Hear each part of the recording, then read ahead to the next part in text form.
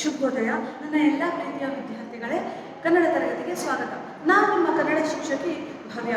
ಮಕ್ಕಳೇ, ಹಿಂದಿನ ತರಗತಿಯಲ್ಲಿ ನಾವು ಗದ್ಯ ಪಾಠ 10 ಮೃಗಾಲಯದಲ್ಲಿ ಒಂದು ದಿನ ಎಂಬ ಪಾಠವನ್ನು ನಾವು ಅಭ್ಯಾಸ ಮಾಡ್ತಾ ಇದ್ವಿ ಅಲ್ವಾ. ಹಲವಾರು ಪ್ರಶ್ನೋತ್ತರಗಳನ್ನು ನಾವು ಅಭ್ಯಾಸ ಮಾಡಿದ್ವಿ. ಹಾಗೆ ಪದಗಳ ಅರ್ಥವನ್ನು, ಬಿಟ್ಟ ಸ್ಥಳಗಳನ್ನು ಎಲ್ಲವನ್ನ ಅಭ್ಯಾಸ ಮಾಡಿದ್ದೀವಿ. ಹಾಗೆ ಇವತ್ತಿನ ದಿನ ಆ ಪಾಠದ ಮುಂದಿನ ಭಾಗವನ್ನು ನಾವು ಅಭ್ಯಾಸ ಮಾಡೋಣ. ಏನಪ್ಪ, ಪುಟದ ಎಲ್ಲರೂ ಪುಸ್ತಕವನ್ನು ಓಪನ್ ಮಾಡಬೇಕು. ಪುಟದ ಸಂಖ್ಯೆ 74 ಓಪನ್ ಮಾಡಿ. ಏನಂತ ಕೊಟ್ಟಿದ್ದಾರೆ ನೋಡಿ. ಗದ್ಯ ಪಾಠ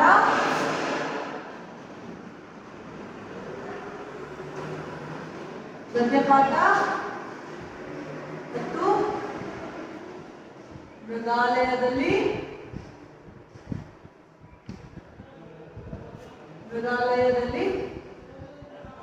ಒಂದು ದಿನ.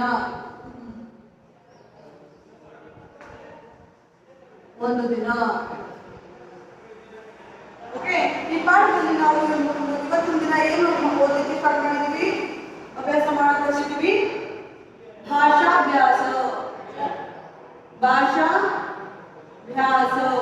ಭಾಷಾಭ್ಯಾಸವನ್ನು ನಾವು ಅಭ್ಯಾಸ ಮಾಡಲಿಕ್ಕೆ ಹೊರಟಿದ್ದೀವಿ ಅಲ್ವಾ. ಅದರಲ್ಲಿ ಆ ಭಾಗ ಅಂತ ಏನಿದೆ ನೋಡಿ, ಆ ಭಾಗದಲ್ಲಿ ಏನು ಕೊಟ್ಟಿದ್ದಾರೆ, ಈ ಪಾಠದಲ್ಲಿ ಬರುವ ಬಹುವಚನ ಪದಗಳನ್ನು ಆರಿಸಿ ಬರೆಯಿರಿ. ಈ ಪಾಠದಲ್ಲಿ ಇರುವಂತಹ ಎಷ್ಟು ಬಹುವಚನಗಳಿವೆ, ಟೋಟಲ್ ನಿಮಗೆ 6 ಪ್ರಶ್ನೆಯನ್ನು 6 ಬಿಟ್ಟ ಸ್ಥಳಗಳನ್ನು ಕೊಟ್ಟಿದ್ದಾರಲ್ವಾ. ಸೊ ನಾವು ಏನ್ ಮಾಡಬೇಕು, 6 ಬಹುವಚನಗಳನ್ನ ಆರಿಸಿ ಬರೀಬೇಕು. ನೋಡಿ, ನಾನು ಮೇಲನ್ನ ಬರೀತೀನಿ, ನಿಮಗೆ ಅರ್ಥ ಆಗುತ್ತೆ ಅಂತ ಅನ್ಕೋತೀನಿ, ಭಾವಿಸ್ತೀನಿ. ಮೇಲನ್ನ ಬರೆದು ಉತ್ತರವನ್ನ ಬರಿತಾ ಹೋಗ್ತೀನಿ. ನೀವು ಅದನ್ನ ಕಾಪಿ ಮಾಡ್ಕೊಳ್ಬೇಕು, ಬರಿತಾ ಹೋಗ್ಬೇಕು. ಬಹುವಚನಗಳು ಅಲ್ವಾ, ಬಹುವಚನಗಳು. ಓಕೆ, ಇಲ್ಲಿ ನೋಡಿ, ಒಂದೇ ಬರಿತಾ ಇದ್ದೀನಿ ನಾನು. ಸೂಚನಾ ಫಲಕಗಳು,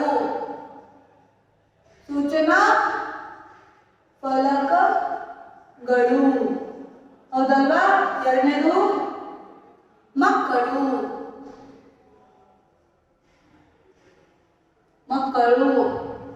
ಮೂರನೇದು ಬಾಲಕರು. ಓಕೆ, ನಾಲ್ಕನೇದು ವಾಹನಗಳು.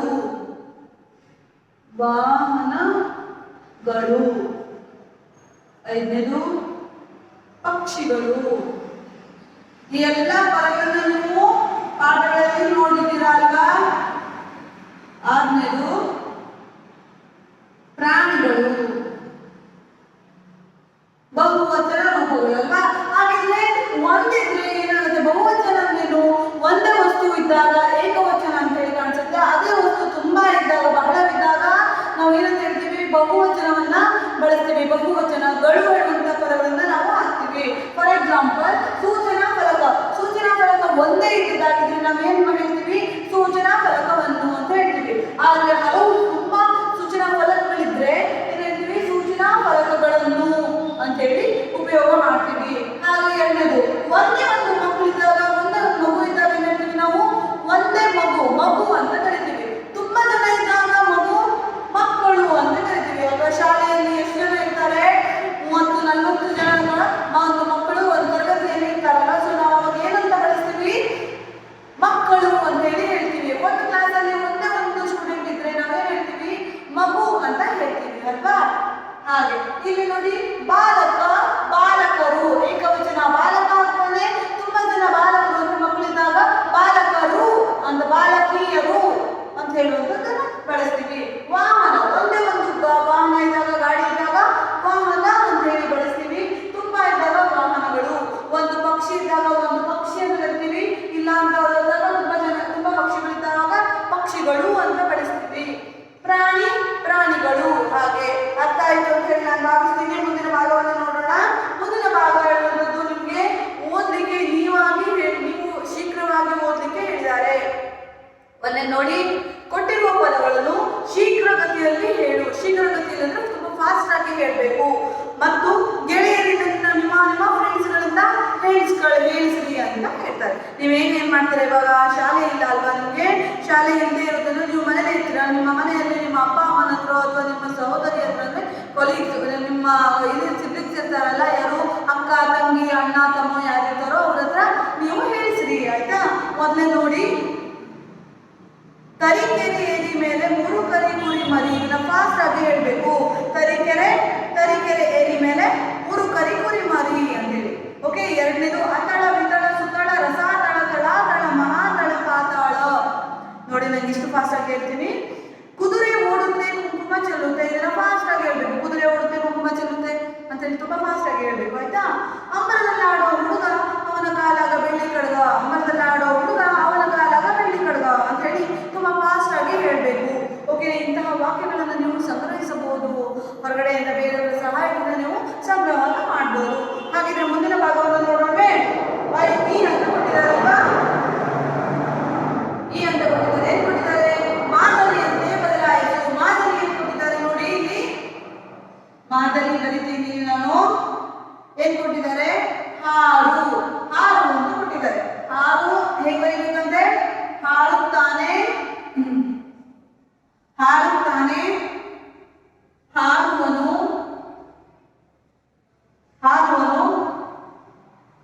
ಹಾರಿದನು. ಓಕೆ.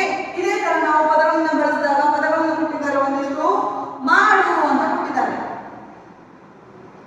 ಮಾಡು. ಎರಡನೇದು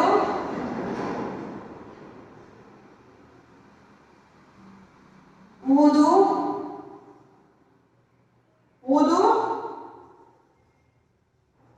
ಹಾಡು ಅಲ್ವಾ. ಮಾಡು, ಇಲ್ಲಿ ಹಾರುತ್ತಾನೆ. ಹಾಗಿದ್ರೆ ಮಾಡು ಎಲ್ಲಿ ಮಾಡುತ್ತಾನೆ. ಓಕೆ. ಹಾಗಿದ್ರೆ ಇಲ್ಲಿ ಹಾರುವನು, ಮಾಡುವನು.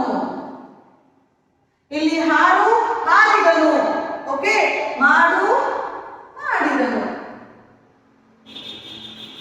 ಆಯ್ತಾ? ಅರ್ಥ ಆಗ್ತಿದೆ ನಿಮಗೆ? ಊದು ಏನ್ ಹೇಳಿ? ಊದುತ್ತಾನೆ, ಊದುವನು. ನೆಕ್ಸ್ಟ್ ಊದಿದನು. ಓಕೆ.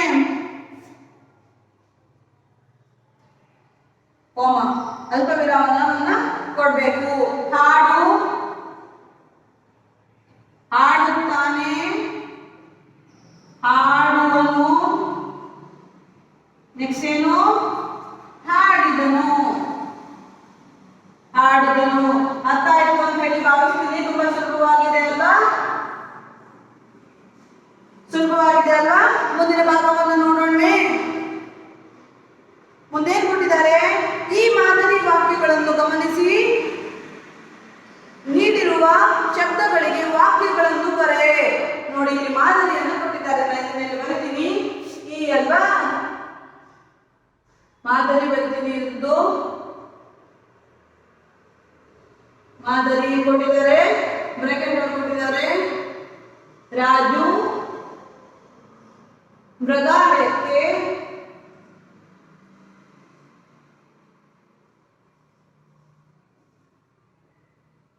ಹೋಗು. ಓಕೆ. ಒಂದೇದು ರಾಜು ಮೃಗಾಲಯಕ್ಕೆ. ಈ 3 ಪದಗಳನ್ನು ನಾವು ಬಳಸಿ ಏನ್ ಮಾಡಿದ್ದಾರೆ ಅವರು? ಮಾದರಿ 3 ವಾಕ್ಯಗಳನ್ನು ಅವರು ಬರೆದಿದ್ದಾರೆ. ಹೇಗೆ ಬರೆದಿದ್ದಾರೆ? ರಾಜು ಮೃಗಾಲಯಕ್ಕೆ ಹೋಗುವುದನ್ನ ಏನ್ ಮಾಡಿದ್ದಾನೆ? ಹೋದನು. ನೋಡಿ, ಮೊದಲ ಮತ್ತು ಎರಡನೇ ಪದವೇನಿದೆ, ಎರಡು ಸೇಮ್ ಆಗಿ ಇದು ಮಾಡಿದ್ದಾರೆ. 3ನೇ ಪದವನ್ನ ಬದಲಾಯಿಸ್ತಾ ಹೋಗಿದ್ದಾರೆ. ಅಂದ್ರೆ ಭೂತಕಾಲ, ಭವಿಷ್ಯತ್ ಕಾಲ, ವರ್ತಮಾನ, ಭವಿಷ್ಯತ್ ಕಾಲ 3 ರೀತಿಯಲ್ಲಿ ಬರೆದಿದ್ದಾರೆ ಅವರು. ಹಾಗೆ ಎರಡನೇ ನೋಡಿ, ರಾಜು ಮೃಗಾಲಯಕ್ಕೆ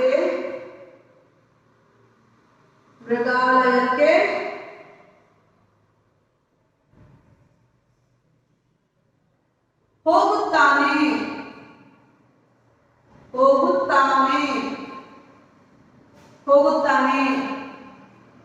ಓಕೆ. ಮೂರನೇ ನೋಡಿ, ಏನ್ ಕೊಟ್ಟಿದ್ದಾರೆ ಅವರು? ರಾಜು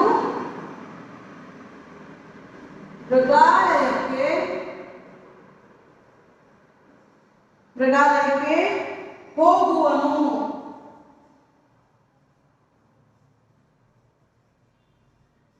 ಓಕೆ, ಇದು ಓದಲು ಹೇಳುವಂಥದ್ದು ಭೂತಕಾಲ, ಆಲ್ರೆಡಿ ಹೋಗ್ಬಿಟ್ಟಿದ್ದಾನೆ.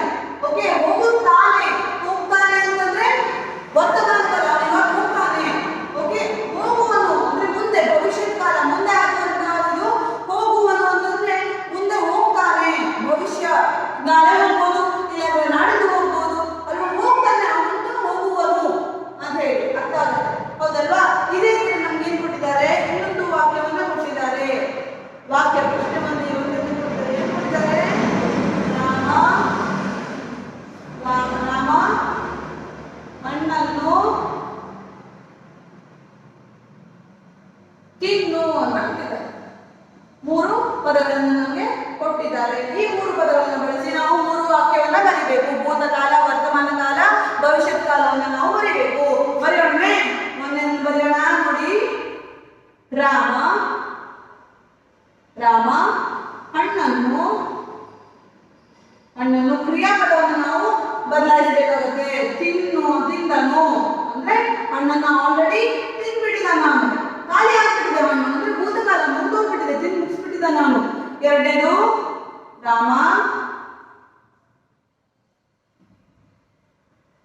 ಹಣ್ಣನ್ನು ತಿನ್ನುತ್ತಾನೆ. ಹೋಗುತ್ತಾನೆ ಅನ್ನೋದೇ ನಾವೇನ್ ಬರಬೇಕು? ತಿನ್ನುತ್ತಾನೆ ಅಷ್ಟೇ.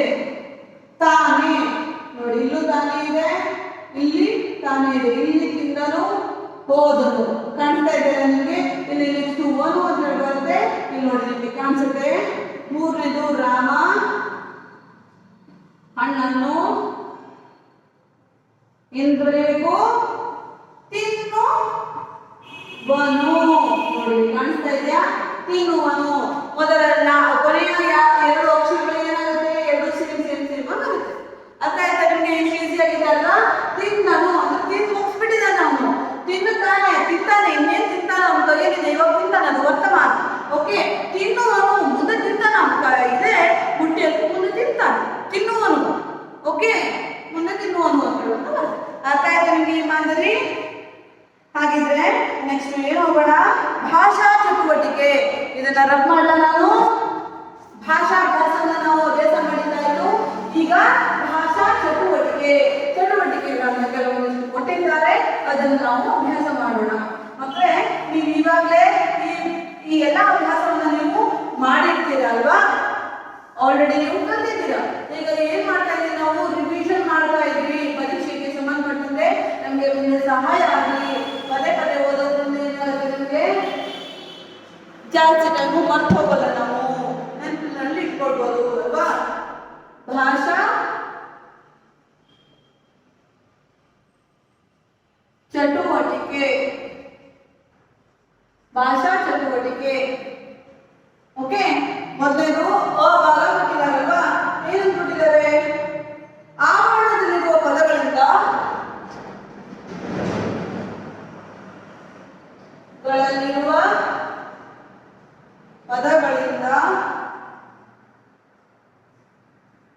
ಪದಗಳಿಂದ ಸೂಕ್ತ ಪದ ಆಯ್ದು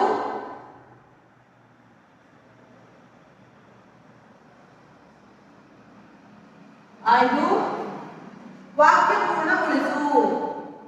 ವಾಕ್ಯ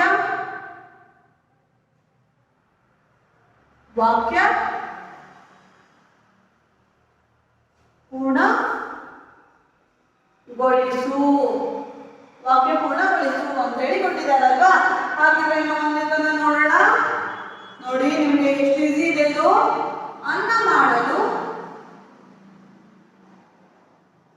ಅನ್ನ ಮಾಡಲು ಡ್ಯಾಶ್ ಬೇಕು. ಇದಕ್ಕೆ ಉತ್ತರ ಇಲ್ಲಿ ಕೊಟ್ಟಿರ್ತಾನೆ ನೋಡಿ. ಅಕ್ಕಿ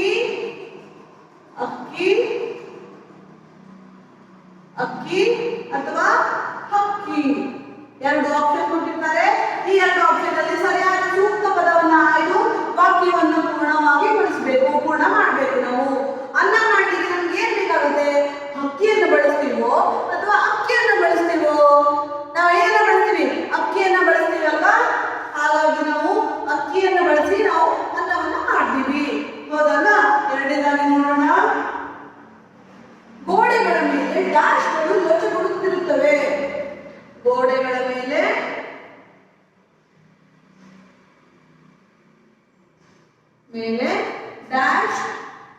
ಗಳು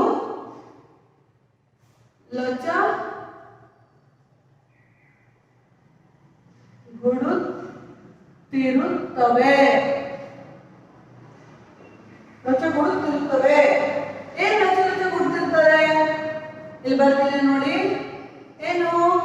ಇಲ್ಲಿ ಎರಡು ಅಕ್ಷರವನ್ನು ಕೊಟ್ಟಿದ್ದಾರೆ, ಅಲ್ಲಿ ಅಥವಾ ಹಲ್ಲಿ. ಏನು ಆ ಕಡೆದನ್ನ ನಾನು ದೊಡ್ಡ ಮಾಡ್ತೀನಿ, ಆಮೇಲೆ ಕನ್ಫ್ಯೂಷನ್ ಆಗೋದು ಬೇಡ. ಇದನ್ನ ಬರೀ ಮಾಡ್ಬೋದಲ್ವಾ? ನೀವು ಬರ್ಕೊಂಡಿದ್ದೀರಾ ಅಂತ ನಾನು ಭಾವಿಸ್ತೀನಿ.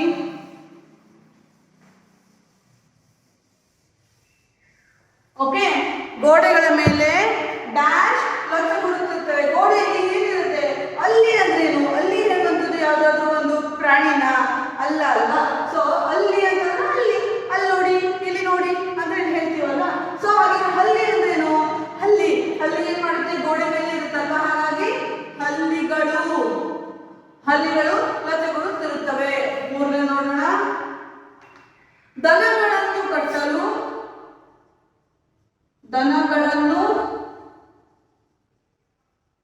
ಕಟ್ಟಲು ಡ್ಯಾಶ್ ಬಳಸುತ್ತಾರೆ.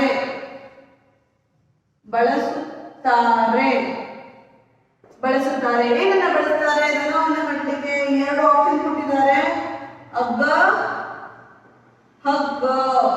ಯಾವ್ದನ್ನ ಬಳಸ್ತಾರೆ? ಹಗ್ಗವನ್ನ ಬಳಸ್ತಾರೋ ಅಥವಾ ಹಗ್ಗವನ್ನ ಬಳಸ್ತಾರೋ? ದನವನ್ನ ಕಟ್ಟಲಿಕ್ಕೆ ಹಗ್ಗವನ್ನ ಬಳಸ್ತಾರೆ ಅಲ್ವಾ?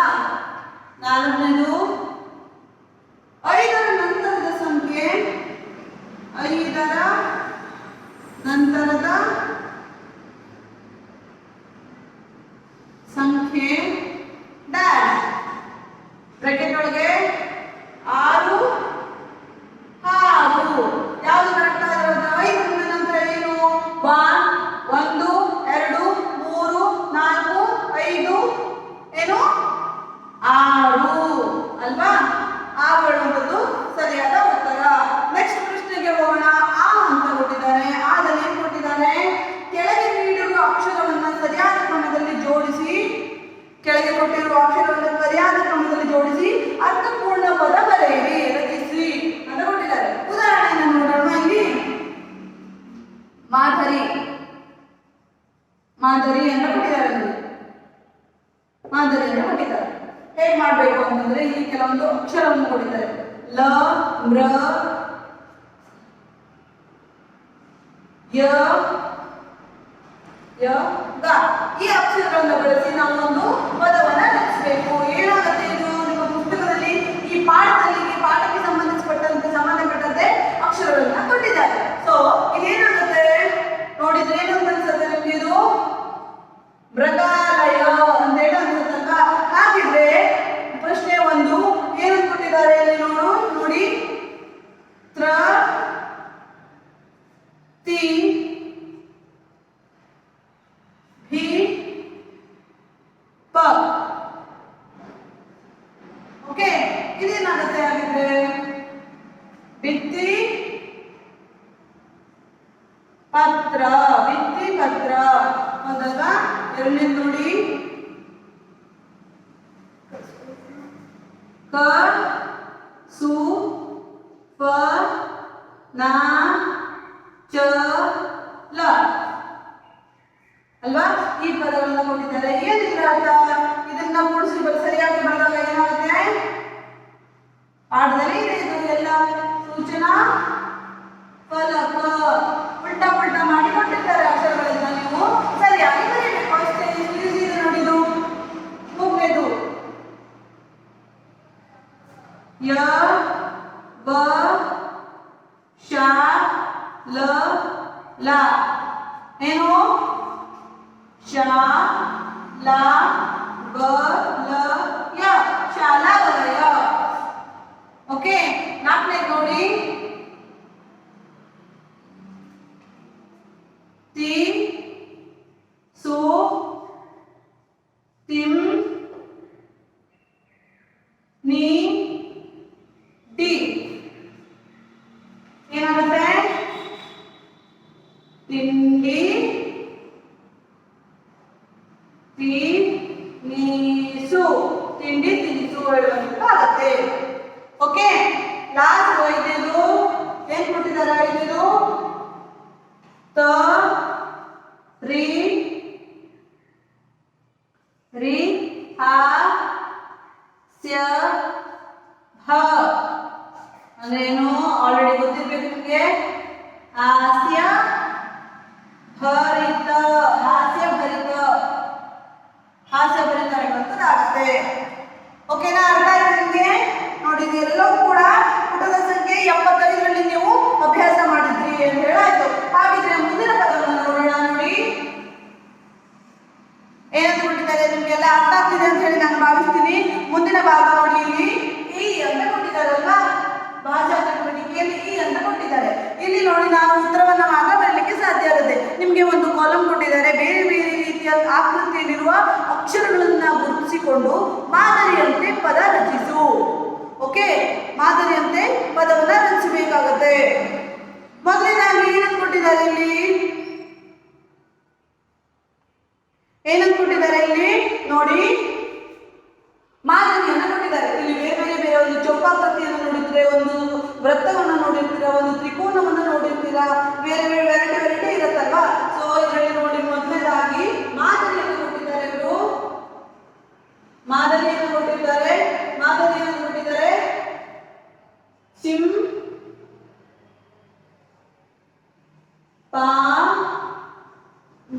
ಚಿಂಪಾಂಜಿ ಕೂಡಿಸಿ ಬರ್ತೀನಿ.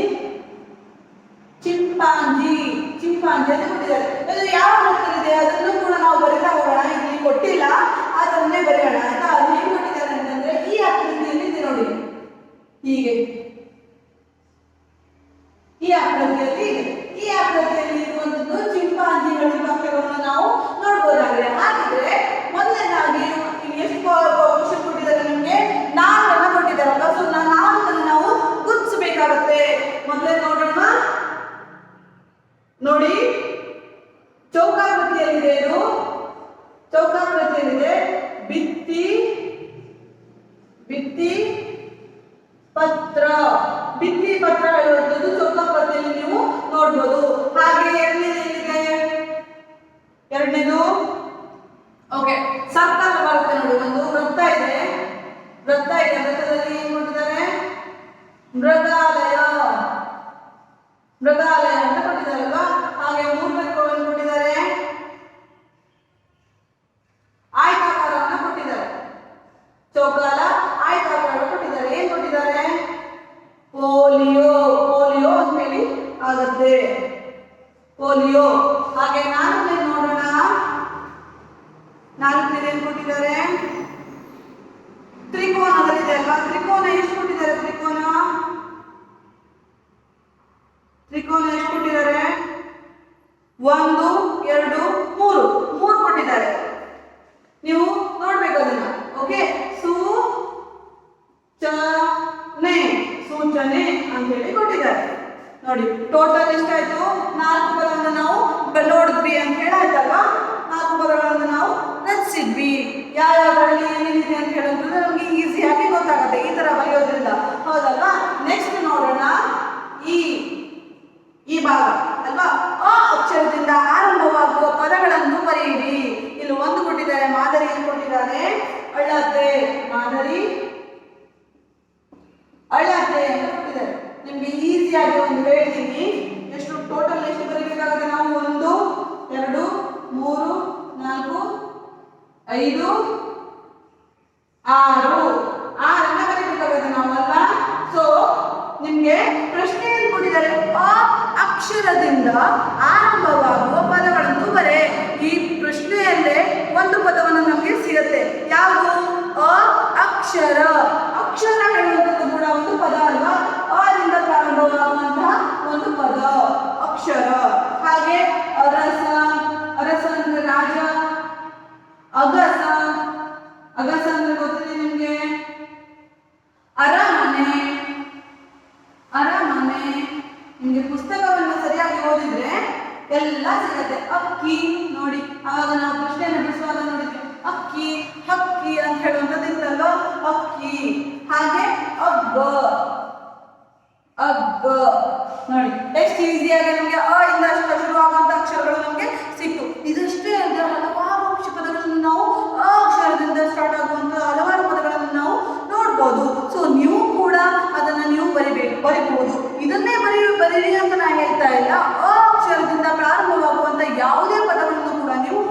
ಬರೆಯಬಹುದು ಪುಸ್ತಕದಲ್ಲಿ. ಅರ್ಥ ಆಯ್ತಲ್ವಾ? ನೆಕ್ಸ್ಟು ಕೊನೆಗೆ ಒಂದೇ ಒಂದು ಮೇನ್ ಇದೆ, ನೋಡೋಣ. ಇದನ್ನ ನಾನು ಮಾಡೋಣ. ಈ ಮೇಲಿನ ಬರ್ಬಿಟ್ರೆ ನಮ್ಗೆ ಏನಾಗುತ್ತೆ, ಈ ಭಾಗವನ್ನು ಮುಂದಿನ ಭಾಗ ಇನ್ನೊಂದು ಭಾಗ ಇದೆ, ಇದನ್ನು ಬರ್ಬಿಟ್ರೆ ಏನಾಗುತ್ತೆ, ನಾವು ಈ ಪಾಠವನ್ನ ಸಂಪೂರ್ಣವಾಗಿ ಪುನರಾವಲೋಕನ ಮಾಡಿದ ಹಾಗೆ ಆಗುತ್ತೆ. ಮುಂದಿನ ತರಗತಿಯಲ್ಲಿ ನಾವು ಮುಂದಿನ ಪಾಠವನ್ನು ಕೂಡ ನಾವು ಅಭ್ಯಾಸವನ್ನ ಮಾಡಬಹುದಾಗಿದೆ ಅಲ್ವಾ. ಕೊನೆಯದಾಗಿ ನೋಡಿ, ಹೂ ಈ ಆಯ್ತು ಹೂ ಅಲ್ವಾ. ಮಾದರಿಯಂತೆ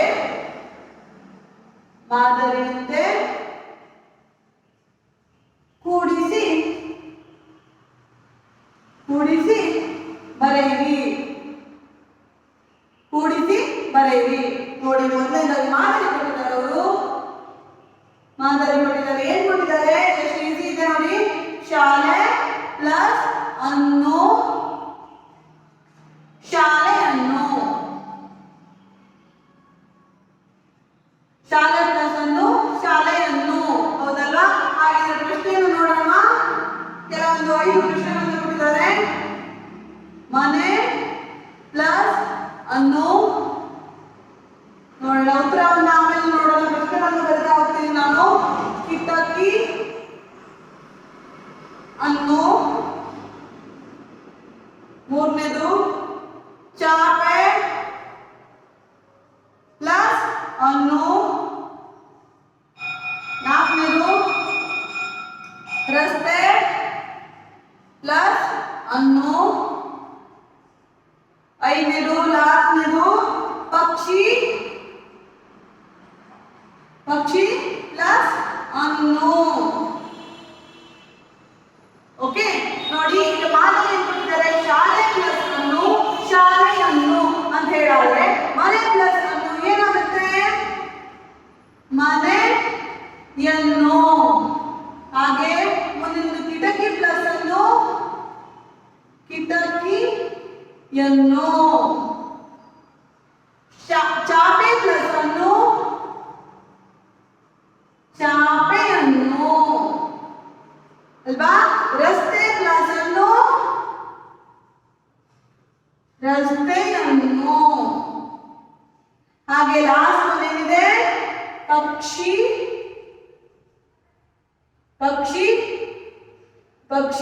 ಪಕ್ಷಿಯನ್ನು. ನೋಡಿ ಎಷ್ಟು ಈಸಿ ಆಗಿದೆ ಅಲ್ವಾ. ಒಂದು ಮಾದರಿಯನ್ನು ಕೊಟ್ಟಿದ್ದಾರೆ, ಅದೇ ಈ ತರ ನಾವು ಇದನ್ನ ಬರ್ತಾ ಇತ್ತು. ಪರೀಕ್ಷೆಯಲ್ಲಿ ಇದೆಲ್ಲವನ್ನ ಏನಂತ ಹೇಳ್ತಾರೆ? ಮಾದರಿಯಂತೆ ಕೂಡಿಸಿ ಬರೆಯಿರಿ. ಶಾಲೆ ಪ್ಲಸ್ ಅನ್ನು, ಶಾಲೆಯನ್ನು ಅಂತಾದ್ರೆ ಮನೆ ಪ್ಲಸ್ ಅನ್ನು ಕ್ವಶನ್ ಮಾರ್ಕ್ ಹಾಕ್ತಾರೆ. ಏನು, ಹೇಗೆ ಬರೆಯೋದು, ಹೇಗೆ ಕೂಡಿಸಿ ಬರೆಯೋದು? ಮನೆಯನ್ನು ಆಪ್ಷನ್ ಕೂಡ ಕೊಟ್ಟಿರ್ತಾರೆ ನಿಮ್ಗೆ, ಅದನ್ನ ನೋಡ್ಕೊಂಡು ಏನಂತ ಹೇಳಾಗುತ್ತೆ ಹೇಳುವಂಥದ್ದನ್ನ ನೀವು ಬರಿಬೇಕು. ಅರ್ಥ ಆಯ್ತಾ? ಸೊ ಇಲ್ಲಿಗೆ ಈ ಪಾಠ ಮುಗಿದಿದೆ ಅಲ್ವಾ. ಎಲ್ಲ ಅಭ್ಯಾಸವನ್ನು ನಾವು ಅಭ್ಯಾಸ ಮಾಡಿದಾಗ ಆಯ್ತು. ಮುಂದಿನ ತರಗತಿಯಲ್ಲಿ ನಾವು ಮುಂದಿನ ಪಾಠವನ್ನು ನಾವು ಅಭ್ಯಾಸ ಮಾಡೋಣ.